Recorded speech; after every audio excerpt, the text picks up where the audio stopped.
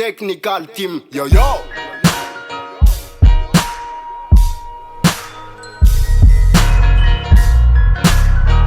Yeah. Ela tsy ny frista fandroany tonga andatsaka. Yeah, vao milatsaka kista ndrarakivo miraraka. Hoe ty indray raha maître sy le rima tsisy petina. Tsotsotra raha maty raha fa mafatotry ny aretina. Aretina ny sora de lefa ny inspiraka. De azakagy alara kofina hatramin'ny tapiraka. Anaty rôdy za mesiraka, masika tsisy masiaka. De azatsona hoe Krista fa mesia kara fotony rapy.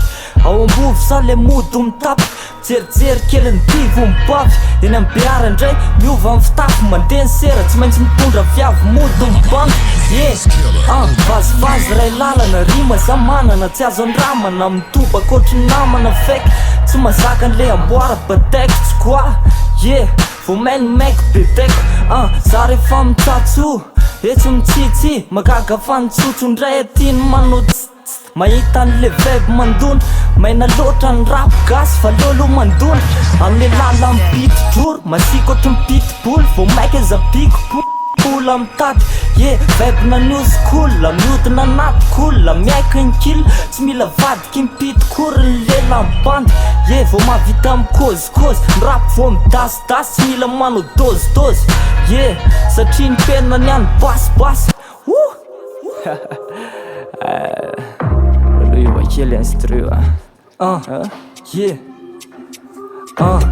Pakafianao ela velona, le mahatonga na hiakatra level. Rapokasy doradoranay ohatry ny tsena sabotsy mivadika lavelona. Tsy taka ho lazy na havelona, tsy taka la ohatry ny antenne. Za mbola mahavita zavatra lavitra noho ny vita ny rabenina. Lera latsona eny sta de la misy tava za ivrista. Tsy tana ny lakony akista rehefa miritsika eto ambony pista.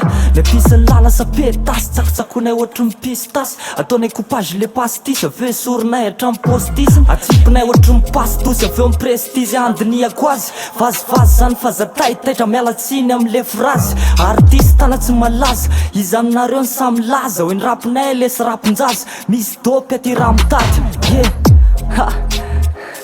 misy dopy aty raha mitady.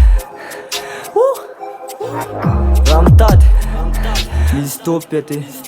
Yeah. Technical Records.